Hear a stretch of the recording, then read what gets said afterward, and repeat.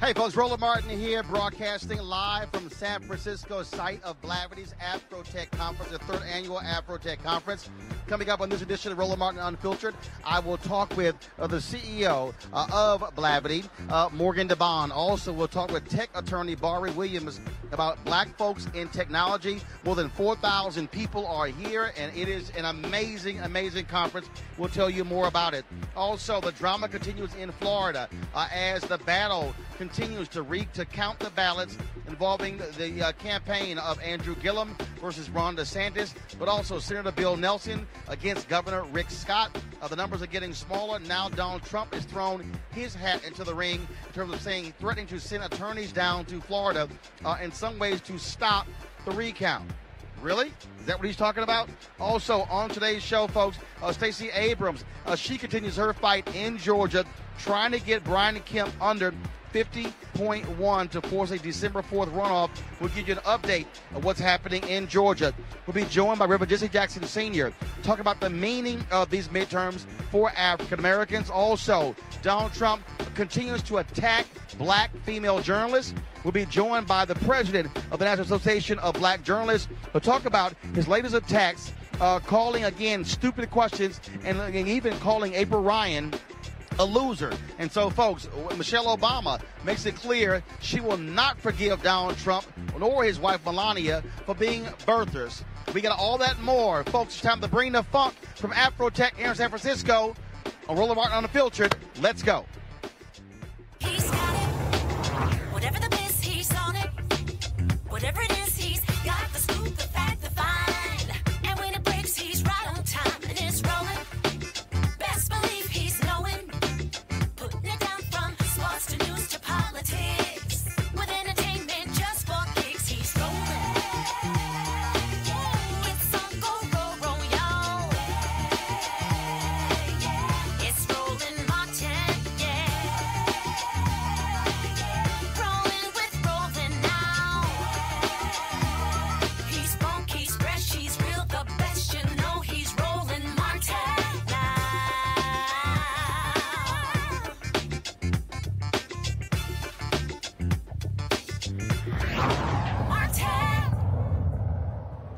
All right, folks, I'm here in San Francisco, site of the third annual AfroTech Conference. More than 4,000 attendees here. This is all about black folks in tech. AfroTech, hope you got that.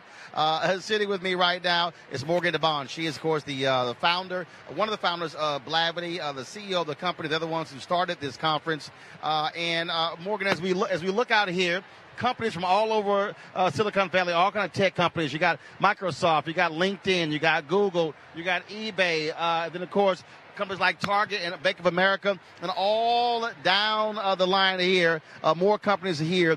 So is this a tech conference? Is it about startups? Is it about jobs? What actually is AfroTech?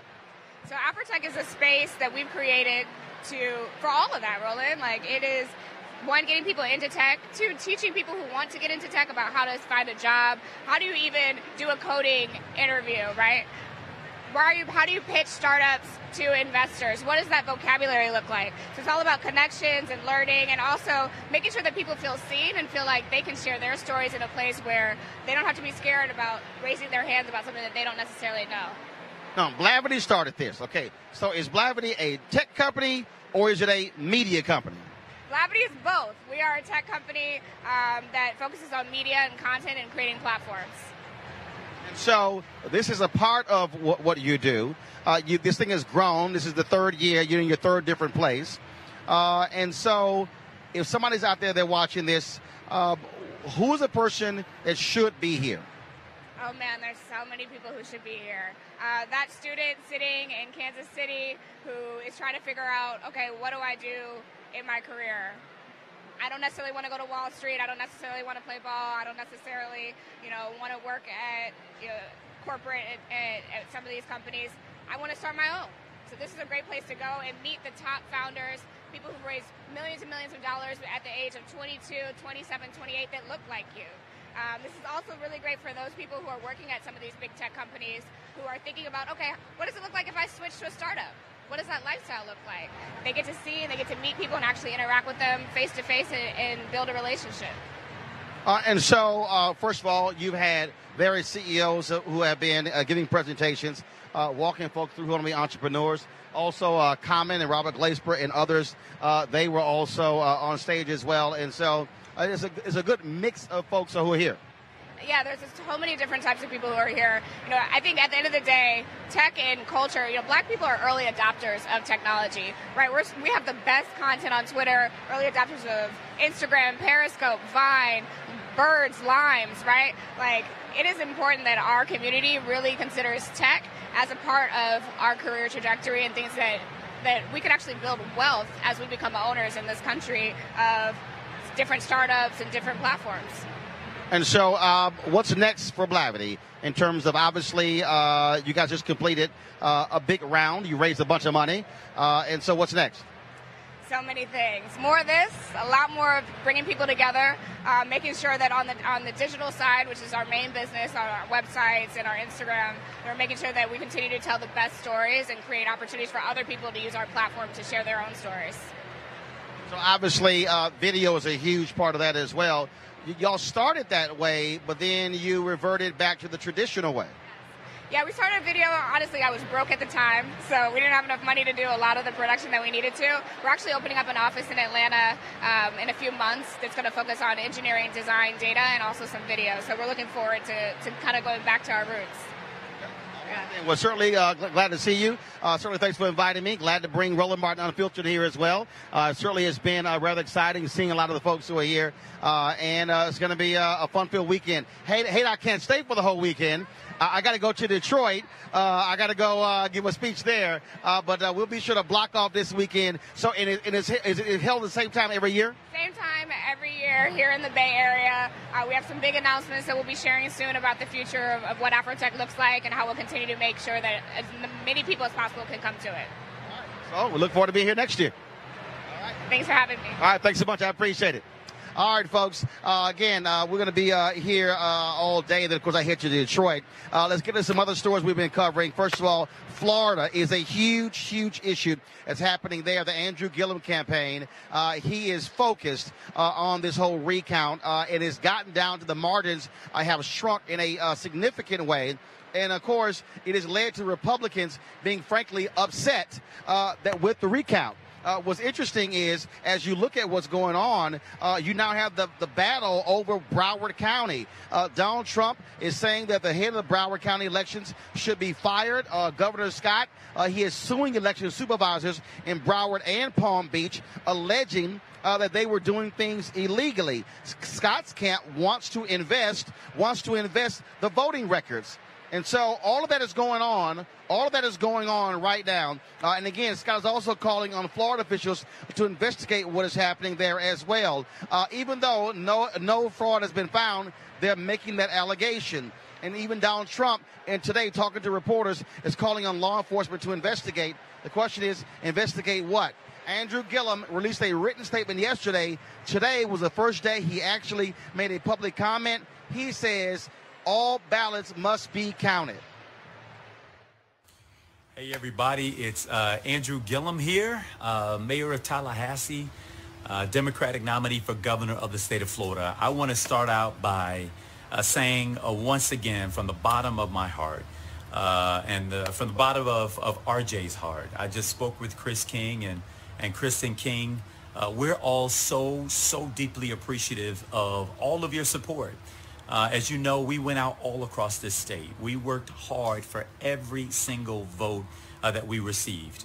We're looking that every single vote be counted, whether it's an absentee vote, whether you voted on election day, whether it is a provisional ballot.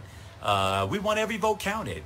We didn't go across this state talking to folks in red county and blue counties and purple counties not to have them have their say.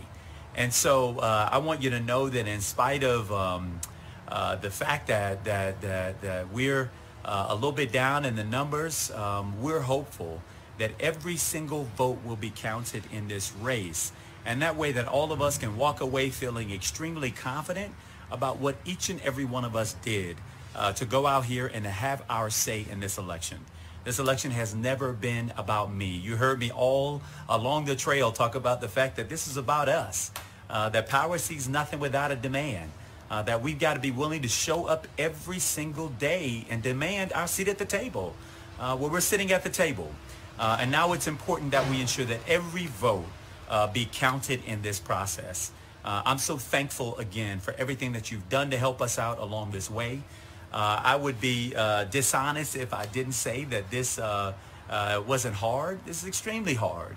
But you know what? The fight for progress, the fight for change, the fight for what it is we want is hard. And that just means that you got to, again, stiffen your spine and square your shoulders to the task. I'm prepared to do that. We've been prepared to do that all along the way, and we're continuing that fight today. So all I've got to say is let's count every vote and let's bring it home. Take care, everybody.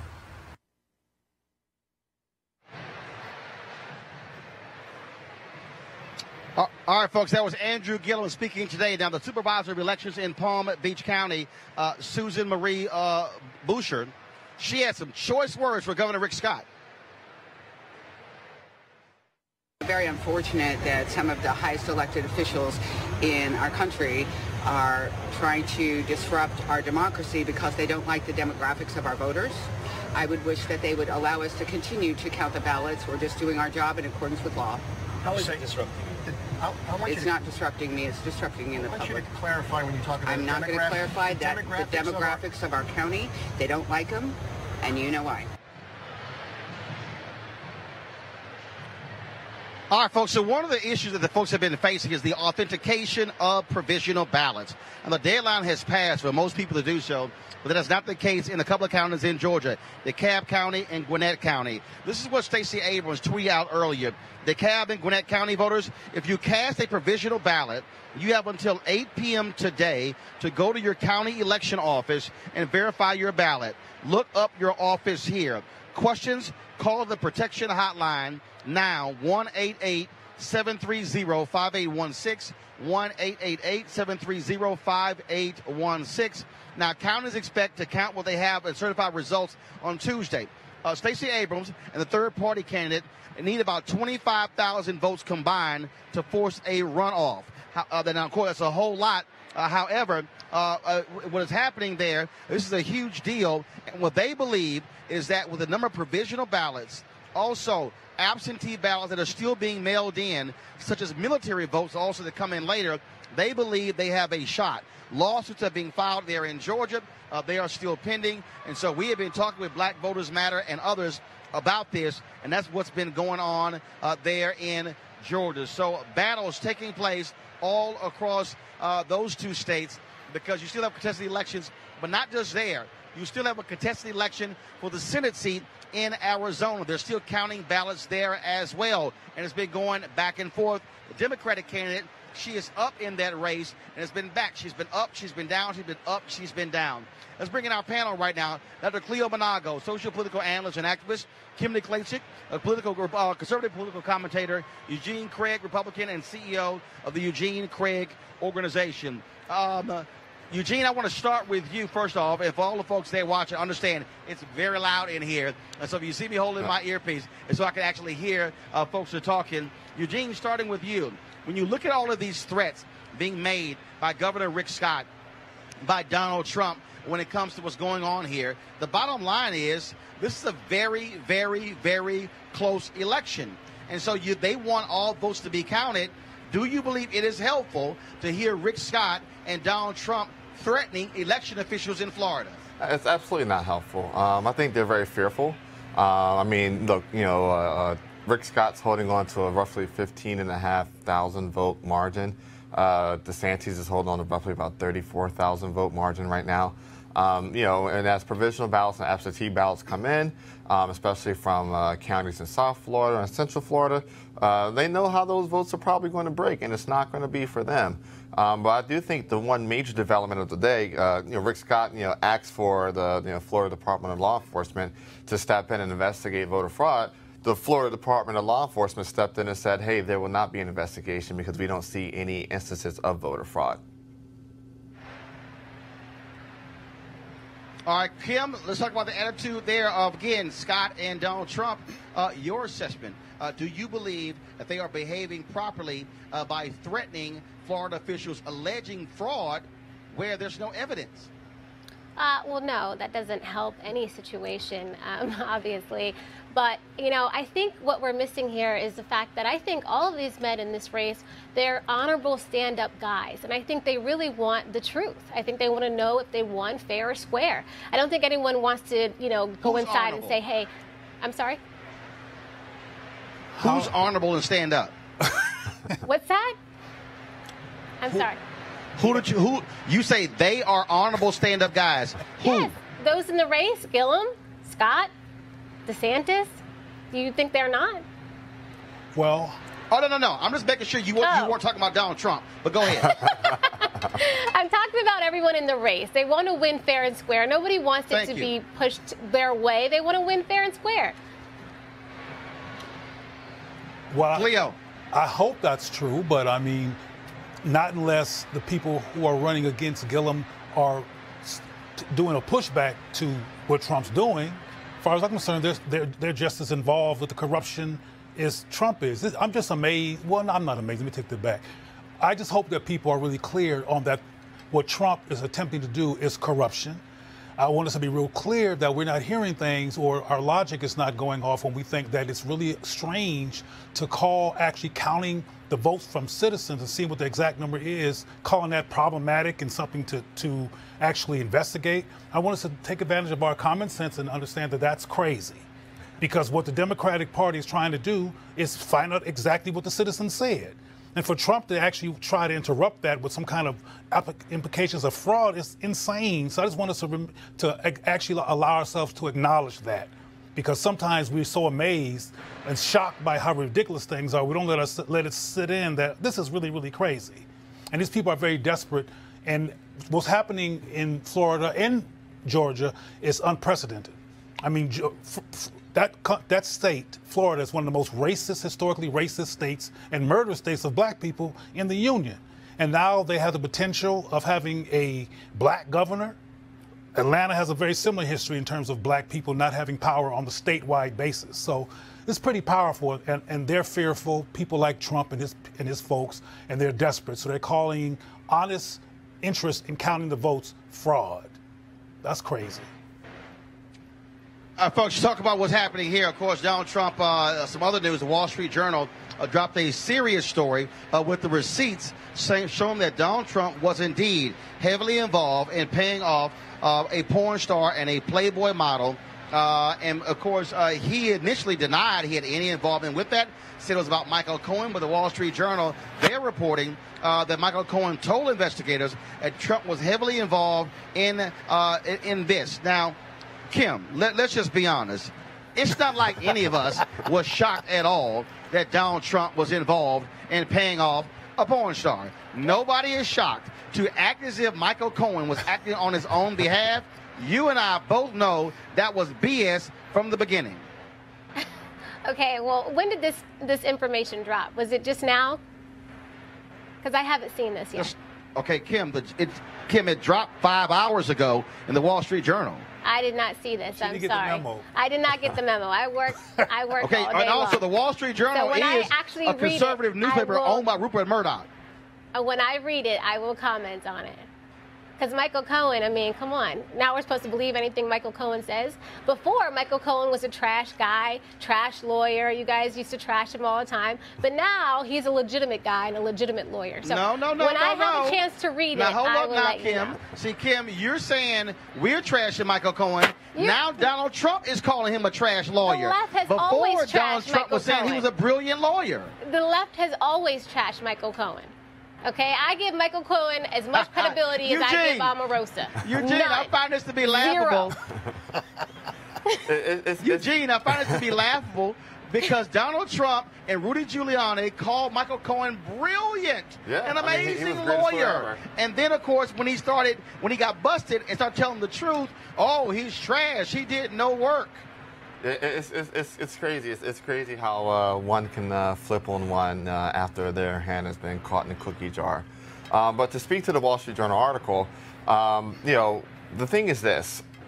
the allegations that Cohen made are backed up by AMI and their founder, who has been given an immediate deal by the Southern District of New York and also of Team Mueller and others. I mean, it's been corroborated. And so, that's going to open up a whole lot of new legal uncharted territory and water for Donald Trump. Because the criminal exposure is not just the word of Michael Cohen, which was under oath, but it's not just his word. It's now being corroborated by Alan Weisenberg and by AMI and how they work together on multiple situations of paying off people. But in this particular one, where it was to conceal it from essentially federal reporting, which, by the way, hey, they could have just. Smart folk would have just opened up a super PAC and paid them through a super PAC and called it a day and wouldn't be in this trouble. But this is the guy. All right, so I have to put the noise reduction headphones on so I can hear, because I literally can't hear nothing y'all are saying, but now I can. So, Cleo, again, Wall Street Journal drops this article, but here's, I think, the problem, Cleo. What mainstream media did, they pretty much said to Donald Trump, he can pretty much do whatever. It's no big deal. And so they've excused so much of his behavior. His supporters, they don't care. Those conservative evangelicals, they don't care he paid off a porn star. They don't care he lied about it. Their deal is like he can do pretty much whatever the hell he wants.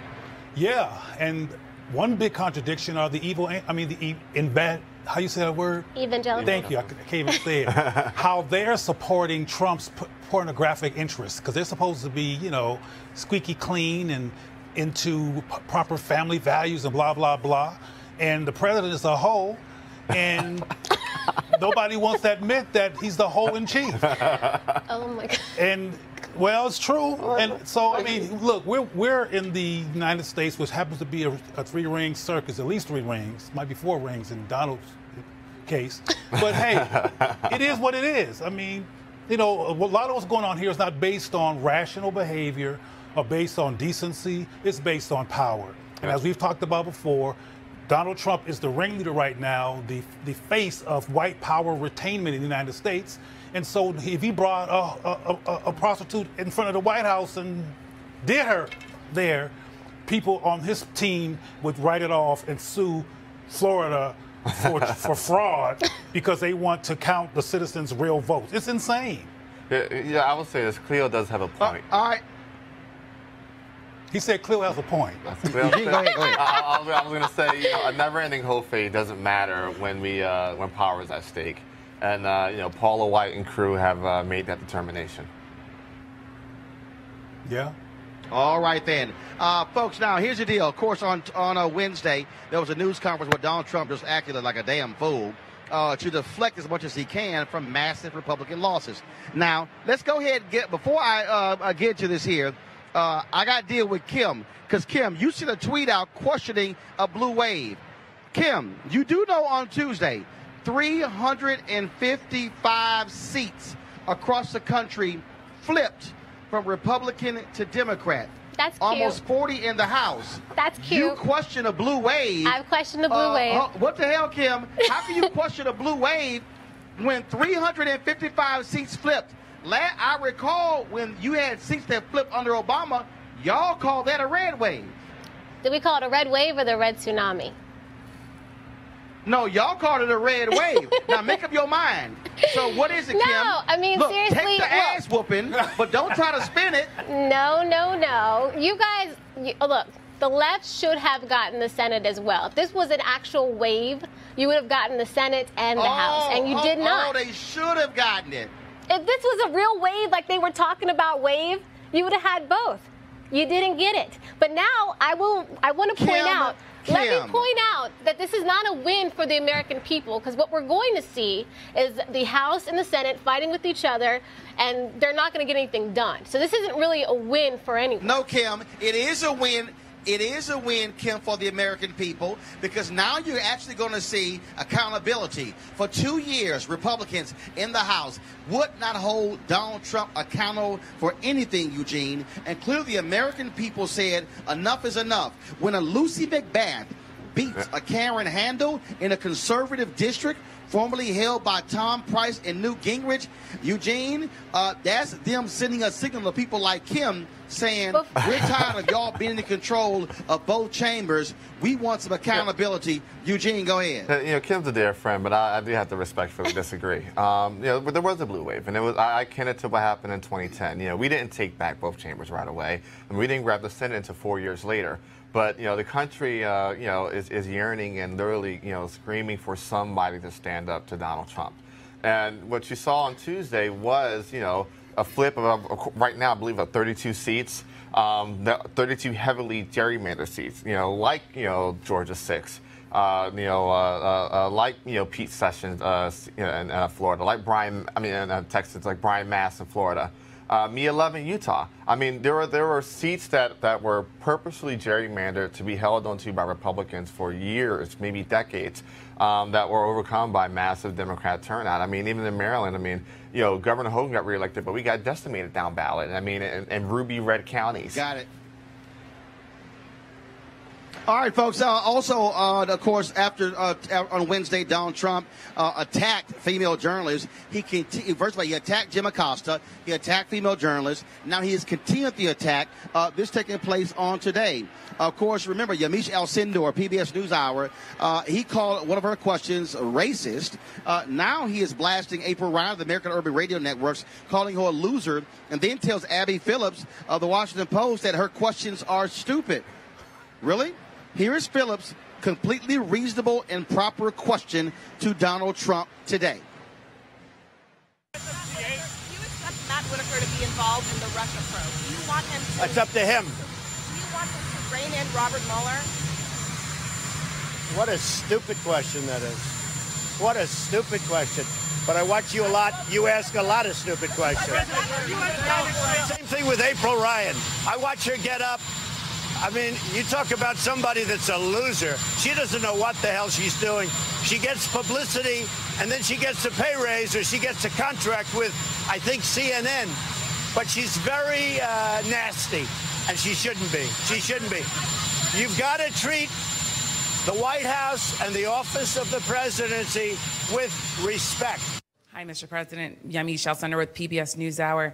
On the campaign trail, you called yourself a nationalist. Some people saw that as emboldening white nationalists. Now people are also saying know why you'd that say that. That's such a racist There question. are some people that say that now the Republican Party is seen as supporting white nationalists because of your rhetoric. What do you make of that? I don't believe it. I don't know. Why do I have my highest poll numbers ever with African Americans? Why do I have among the highest poll numbers with African Americans? Why do I have my highest poll numbers? That's such a racist question. Honestly, I know you have it written down and you're going to tell me. Let me tell you, it's a racist question. And Mr. President, I love it. You know what the word is? I love our country. I do. You have nationalists, you have globalists. I also love the world. And I don't mind helping the world, but we have to straighten out our country first. We have a lot of problems. And Excuse me. But to say that, what you said, is so insulting to me. It's a very terrible thing that you said. And Mr. President, please, Mr. President, people have you talked about middle class tax cuts on the campaign trail. How will you get Democrats to support that policy? You have to ask them. Well, what's your plan for working with Democrats on a middle class tax plan? You know what my plan is? I'll ask them, and if they say yes, I'm all for it. And if they say no, there's nothing you can do because you need their votes. Go ahead. Okay, really? The person who has disrespected the White House more than anybody else now wants respect of the office of president? Give me a damn break. Joining us right now is the president of the National Association of Black Journalists, Sarah Glover. Sarah, glad to have you on Roland Martin Unfiltered.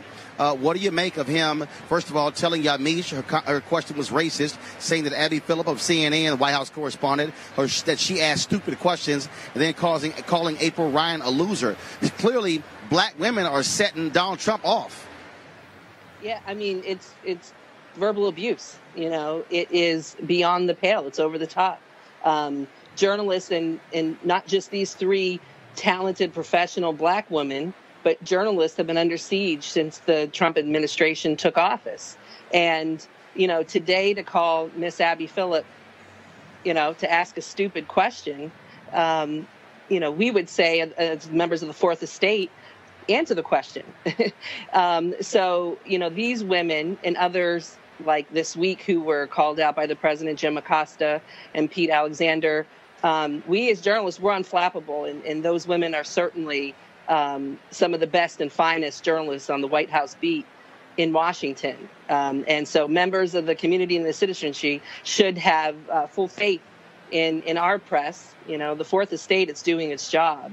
And these words, it's verbal abuse and it's attacks on the media. And certainly members of the media are going to continue to do their job and ask questions. And so Yamiche, Abby, and April have the full support of the National Association of Black Journalists. All of them are members. And we have honored April as a Journalist of the Year, just like we've honored you, Roland, in years past. And certainly Yamiche is well known as our emerging Journalist of the Year. So we're very proud of the work that they do. And certainly the American public should be proud of them, too. And look, I mean, look, he has attacked the media from day one during the campaign, obviously as president as well. But it's something different because black women seem to set him off. We know John Kelly attacked Congresswoman Frederica Wilson. Donald Trump has attacked Congresswoman Maxine Waters. And then, of course, you're seeing him routinely attack April Ryan and now Yamiche Alcindor, now Abby Phillip. And then for a man to demand respect who gives none, what the hell? Yeah, I mean, I think in part of his comment back was that folks should respect the office of the president. And people do respect the office of the president, and that's why they ask questions. And so, again, those comments, those are just words, and those things are not going to impact these, really staunch, brave, dogged, fearless journalists. And quite frankly, it's uncalled for. And we as the NABJ, we're asking the president to stop it, to stop the verbal abuse, to stop the verbal attacks, and not only just let journalists do their jobs, but this is about the American people and informing the American public. And so, as a press, as a Fourth Estate, he should be working with us in the sense of wanting to get the message of the White House out, not just his message, but also for us to be able to hold the powerful to account. And that's a part of being a politician and a part of being a public official is answering questions of the media. And agreed that this week something was different about the ramp up of the attack, and the comments today to Abby Phillip, really, the third, black female journalist this week to be in the crosshairs of some of these, verbal attacks, and for April Ryan for it to become personal and to be called a loser. It's just completely unnecessary, and quite frankly, it's unacceptable. And I know that the Fourth Estate and other news outlets, not just the NABJ, but other journalism organizations, stand with us and stand behind these journalists this week and want them to continue to do their job. And Jim Acosta, who had his credentials to the White House, we've called for them, they've been suspended. We've called for them to be reinstated. And so that's a piece of all of this puzzle. But I think, again, you've hit the nail on the head this week, how this kind of transpired today, where there was a personal attack on April and calling out Abby Phillip, who by far is one of the most brilliant journalists in Washington, and to call her question stupid was unnecessary.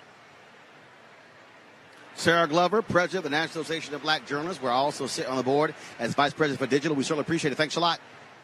Thank you, Roland. Have a great time out in the West Coast. See you soon. All right. Okay, we'll do. All right, folks, let's go to the phone lines right now. On the phone is Reverend Jesse Jackson, Sr., the founder of Rainbow Push. Reverend Jackson, how you doing? Roland, good. When they took his credentials, all of them should have walked out together. Right, and Reverend, that's the deal. The union, they should have walked out together. Because all of them got their credentials back. But see, here's the deal, though, and this is the problem, Reverend. And they won't do it because during the election, when Donald Trump when they threw out Jorge Ramos out of a news conference, when he wouldn't give credentials to the Washington Post or to some other media outlets, the rest of the media people, they sat there, they were silent, they were like, well, this is unfortunate. No, they should have stood together and said, fine, you don't give a Jorge, you don't give the Washington Post credentials, we're going to pack up our cameras, we're going to pack up our laptops and march out of the door. That's how you respond to bullies.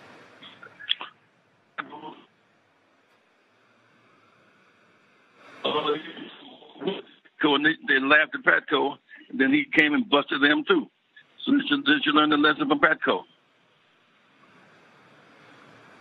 Reverend, I got to ask you this question. Of course, the midterm took place on Tuesday. We're still seeing the fight in Florida, in Georgia as well. This, to me, is indicative that we have got to have massive changes to our voting laws because we continue to have these problems, and it just makes no sense to find 700 pristine voting booths in Georgia, to have power cables not there as well. I mean, this is an abomination for a country that should know how to conduct elections by now. Well, it shows that the right wing who sought to deny the right to vote now seek to suppress it. They act as if voting suppression is a sport. And I'm glad that Stacey is not giving up, and Gillum is in the fight in Florida. And it just shows that voting is just one step in the process of fighting for our self-determination. Let me tell you, when this guy can threaten to take away 14th Amendment, he can take away 13th Amendment too, if he's let go. But I think that taking the House back is going to have some value because not only is Nancy Pelosi a chair, but a number of blacks become chairs of committees. So I think the Tuesday was a big deal for us, really.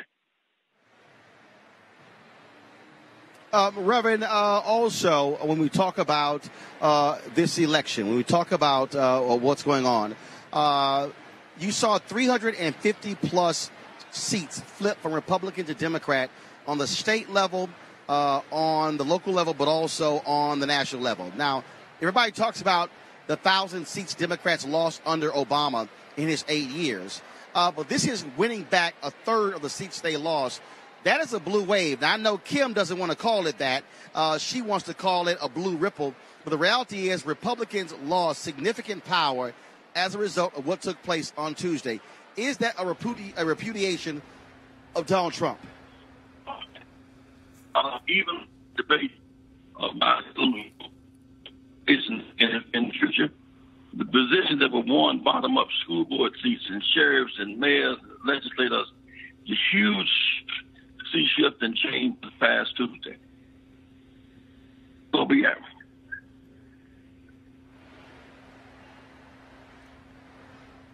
Reverend, I know, just final question for you. I'm here at AfroTech in San Francisco.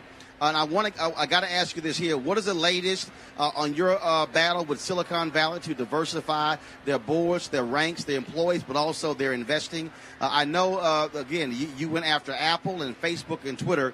And so what is the latest with that? Well, you know, Roland, the boards is one step, but the C-suites becomes the next step. And professional services, advertising, marketing, professional services, where the new construction in these cities where we live in Africa. So we got to go to the urban dimension of it, and as well as Africa. There's no reason why an African nation would not invest in Silicon Valley. So they're public companies. Why can't they invest in them? And they ought to, and begin to get some of these companies located in Africa, as well as urban America. All right. Reverend Jesse Jackson, Sr., we certainly appreciate it. Thank you so very much. All right, real quick, I want to go to my panel. So, Kim, I'll ask you, the only woman on the panel. Okay. No.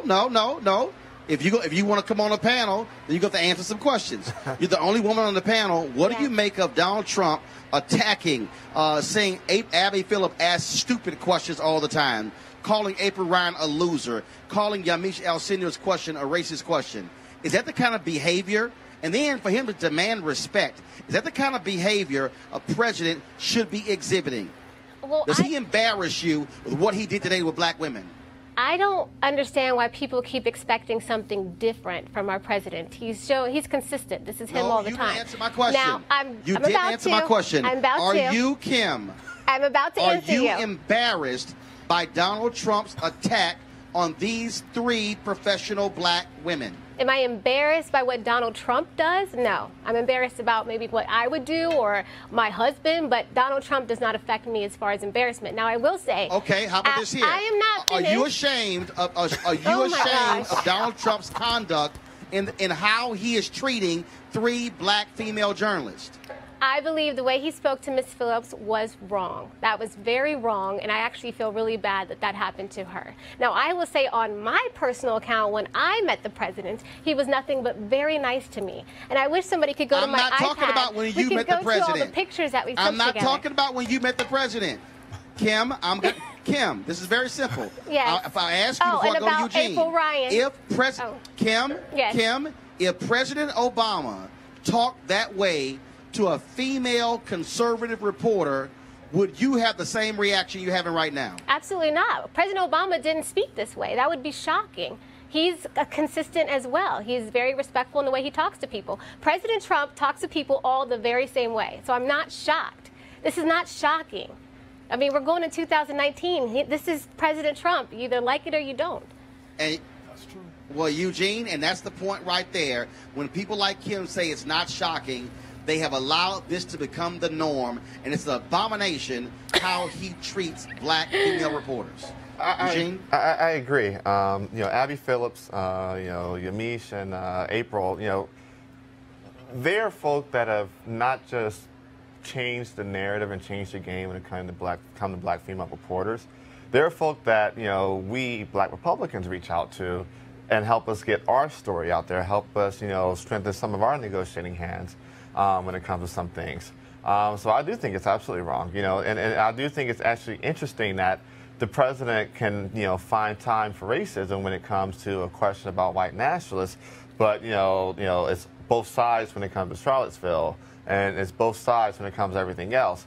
But you ask him a question about white nationalism, and if he's stroking it and throwing gas on those flames, it's, oh, that's racist, which, is a tactic of white nationalists. Cleo, your comment before I go to a break. Well, let's be clear. Clearly, Trump does not know the definition of racism, because asking him a question about him making a comment about being a nationalist is not racist. And that sister who asked the question would have a difficult time, given her position in this country as a black woman, compared to people who are in power in this country, being racist. I mean, she can't be racist, so he doesn't know that. But, a lot of white supremacists always try to deflect their white supremacy racism would call somebody else racist, and it's often irrational and ridiculous. But what always blows my mind about Trump is that he looks like a child. He acts like a spoiled child who had his candy bar taken away from him on an elementary school campus, and he's a child. But another issue that I constantly think about is that one of the first things that Nancy Pelosi said, now that there's more Democrats in the House, is we're not going to touch or do any kind of investigations or mess with Trump, not unless Republicans advise us to. That don't make no sense either. That makes about as much sense as Trump accusing the sister of racism. Why would you wait for Trump's cronies to push the button on his impeachment to consider impeachment? So there's a lot of mixed stuff going on here, and frankly, why some people back off from the voting process is because of these kind of optical contradictions. All right. Hold tight 1 second. Going to a break right now. We'll be back with more Roland Martin Unfiltered, broadcasting live from AfroTech here in San Francisco. Back in a moment.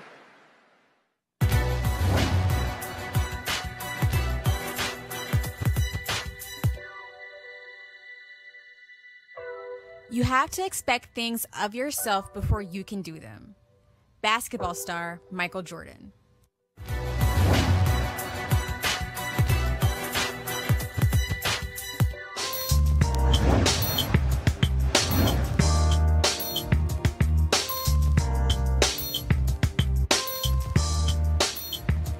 All right, folks, HBCU Giving Day, hashtag HBCU Giving Day. We're always, of course, focused on supporting HBCUs all across the country. And let me go ahead and pull this up. I'm looking for it on my script right now because I am not there. Of course, we're focused on Selma University, located in Alabama, founded in 1878. And, of course, they are some of the famous members, Mattie Moss Clark, gospel choir director and the mother of the famous Clark sisters. And so, please, we want you to support Selma University. Sorry, folks, they don't have the website on the script, and so I can't tell you exactly which one to give to. So I want you guys to, of course, follow the screen there. Finally, they tell me selmauniversity.edu.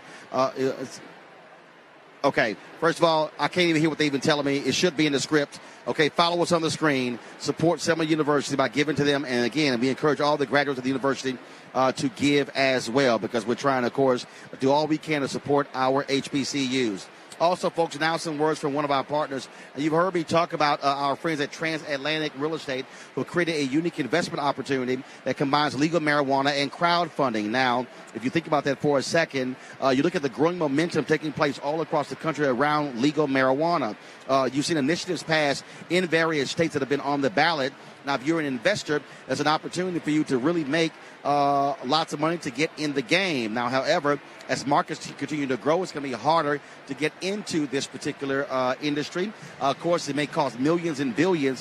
What Transatlantic has done is offered a unique way. What they're doing is allowing people to be able to invest anywhere from $300 or $10,000 in terms of the purchasing of a farm. Now, let me explain that again. What they do is they buy land that supports marijuana grow operations and lease it to licensed high-paying tenants. So what that means is you're actually going to be a landlord of a licensed marijuana farm.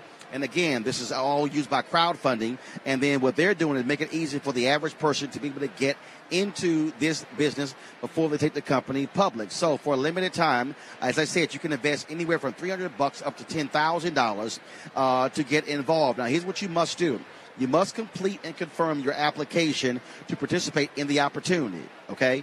Complete and confirm your application to participate. And you don't want to miss out. So go to marijuanastock.com to get in the game. All right, folks, let's say it again. Okay, I said .org. I don't know why they keep talking to me in the control room. I said marijuanastock.org. I got it. All right, y'all. Michelle Obama, her memoir is coming out, and excerpts have already started being dropped in the book. And one of the ones that's pretty clear, where she says she will never forgive Donald Trump for being a birther. Here's what she said, quote, "The whole thing was crazy and mean-spirited, of course. Its underlying bigotry and xenophobia hardly concealed, but it was also dangerous, deliberately meant to stir up the wingnuts and kooks. What if someone with an unstable mind loaded a gun and drove to Washington? What if that person went looking for our girls? Donald Trump, with his loud and reckless innuendos, was putting my family's safety at risk, and for this, I'd never forgive him." Let me go also throw in there, Kim, you also... First, before I go to you, now on his way to Paris at the White House, Trump was asked about what Michelle Obama wrote, and then, not being man enough, being gutless to address her, he attacks President Obama. Oh, Michelle Obama said that. I haven't seen it. I guess she wrote a book. She got paid a lot of money to write a book. And they always insist that you come up with controversial. Well, I'll give you a little controversy back. I'll never forgive him for what he did to our United States military. By not funding it properly, it was depleted. Everything was old and tired. And I came in and I had to fix it. And I'm in the process of spending tremendous amounts of money. So I'll never forgive him for what he did to our military. I'll never forgive him for what he did in many other ways, which I'll talk to you about in the future. But what he did, because she talked about safety, what he did to our military made this country very unsafe for you and you and you. Okay, so here's the deal, guys. I cannot hear the audio back in the control room, so because we lost a little power here. So what I want y'all to do, I want y'all to dial my iPad so I can hear. Then I will hear that way. But let me go to you. Let me go to you, Kim, first. First of all, it's not just Donald Trump, Kim, who was out there as a birther. Even Melania Trump was also involved in the birtherism. What do you make of Michelle Obama saying that she cannot forgive Donald Trump for what he did by leading the birther issue? Kim, you first. Sure. So you never let me talk. This is the same thing I see every time I come on this show. But I wanted to say, when you were talking about black women in media, today Harris Faulkner, a black woman, was recognized for having the only cable news show, and that's on Fox News. So since we're talking about black women in media, I want to talk about Harris Faulkner as well. Good job, Kim, Harris. we're not talking about Harris Faulkner having a television show. Can you stay on topic? Well, because you didn't let me speak last time. As far as Michelle Obama, this is really sad. This is the headline they picked from Michelle Obama's book. Michelle Obama is a very accomplished woman, and they're talking about the birther. I'm sure her memoir was talking about a lot more than just that. Why can't you answer the question? Why can't you answer the question about what Michelle Obama said about being the birther? And you jump to Fox News and that's right. What the hell? Yes, Harris because Faulkner we were talking about black women in media, and you guys like to gloss over other black women in media. No, we're not, Kim. Yes. No, we were not. Kim, we were discussing. Did you mention Harris Faulkner today? Donald Trump. I missed it. Kim, we were discussing Donald Trump attacking 3 black female White House correspondents. Yes. Not an anchor sitting in New York. Okay, that's great. But I wanted to mention her accomplishment. She is a black woman in media. Wow, okay. Well, guess what? We could also mention Arthel Neville, who is a black woman in media who works at Fox News. Any other black women at Fox News you want to mention? Do you want to mention a black women over at CNN? Let's mention Frederica Whitfield, who's an anchor on The Weekend. Let's mention I don't Joy really watch Rita, CNN, so I MSNBC. couldn't tell you who's over there. Yeah, I thought so. No, you don't want to actually answer the question. You want to spin as something No, you never let me answer Eugene. my questions. You try to talk over me and try to beat me into these little fights. Kim, you and that's don't cute. want to be on it's topic. Cute, but I'm a real woman. I'm intelligent, Kim, and I like to you don't speak even my want to be on mind. topic. I am on topic. Michelle Okay, Obama, Kim, congratulations I'll on your let book. you answer, Kim. Answer this question. Michelle Obama said she will never forgive Donald Trump for his birtherism. What do you think about what she said, and that Melania Trump was also a birther? Go. She can't forgive him. Well, that's fine. That's her opinion. I hope she's able to forgive and move on and live a happy life. I mean, it's all about forgiveness. So Eugene. In terms of the birtherism, the one thing that I got my start with a guy named Dan Bongino, who's a former Secret Service agent.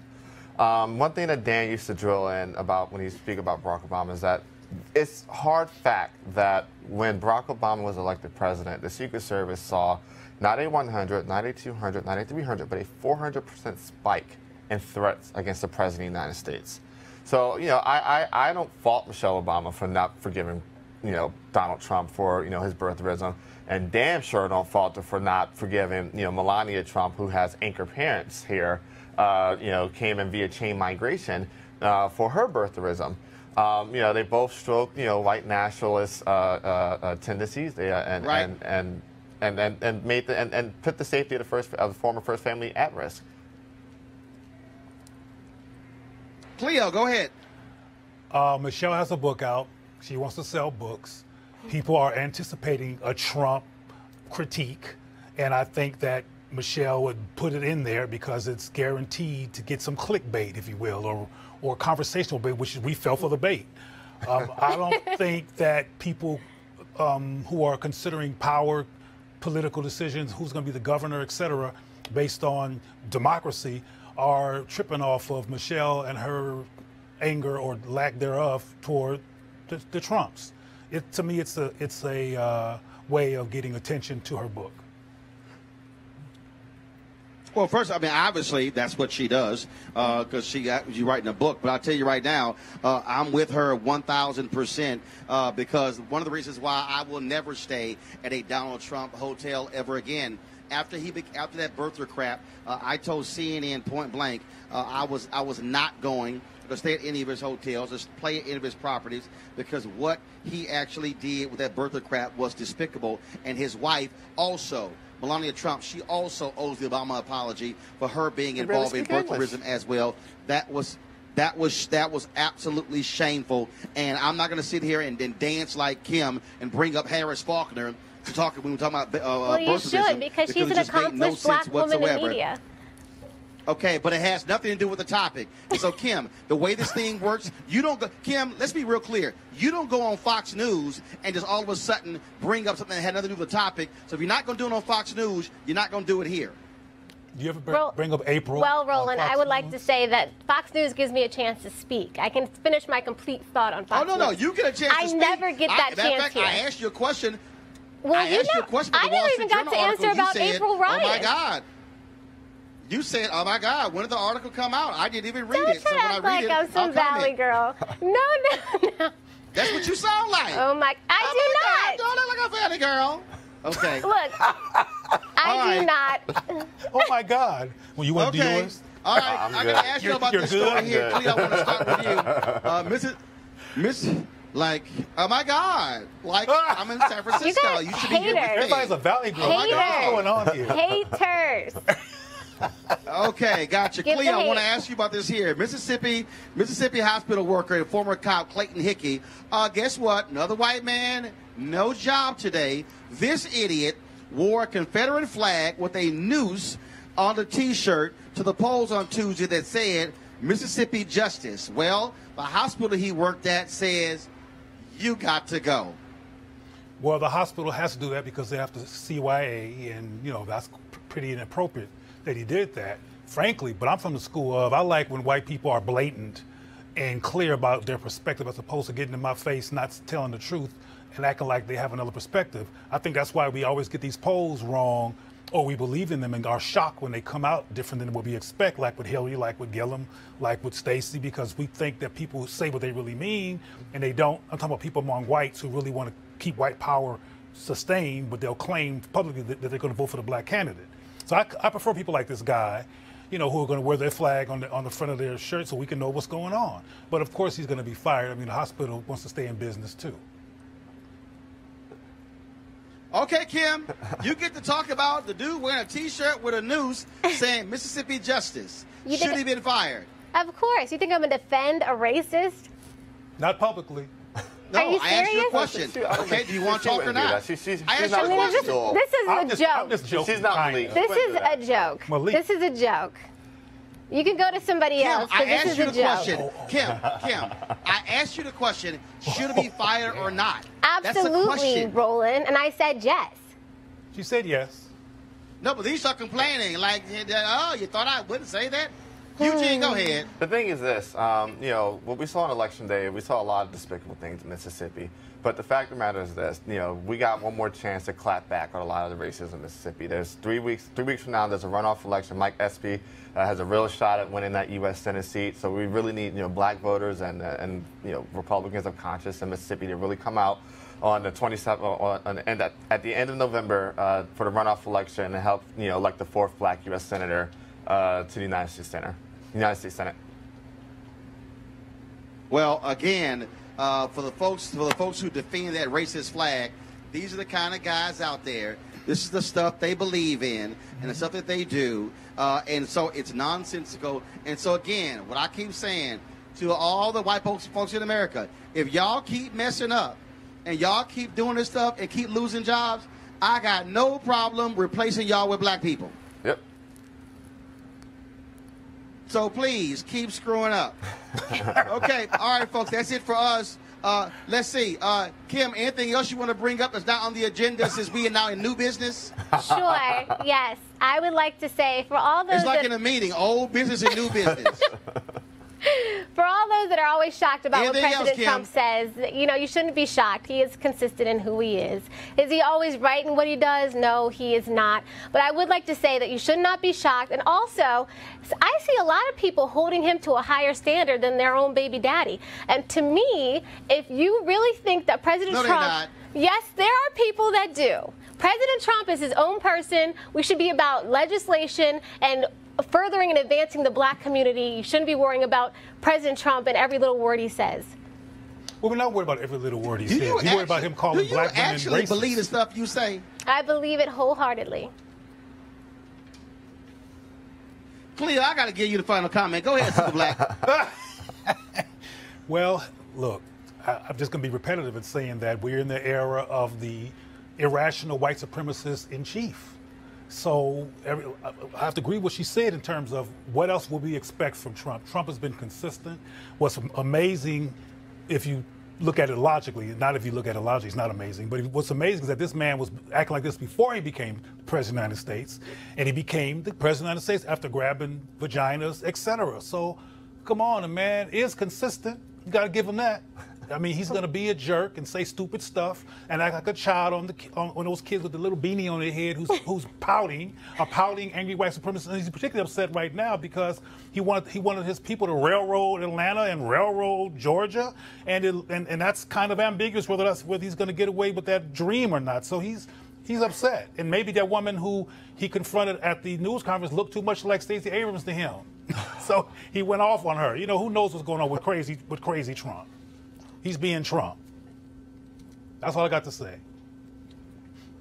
Well, he is being Trump, and let me tell you right now, like I said, the reason I don't call him President Trump is because the day he decides to respect the office, then I will respect the office. I've always respected the office, but this man has no respect for the office of president, and so how he treats people and talks to people is a shame and abomination. I'm not going to make any excuses for him, and so I'm going to blast him at every turn. And so what he said about Abby Phillip, what he said about April Ryan, what he said to Yamiche Alcindor, how he treated Jim Acosta. What this man is, he is an ingrate in terms of how he treats people. He consistently lies.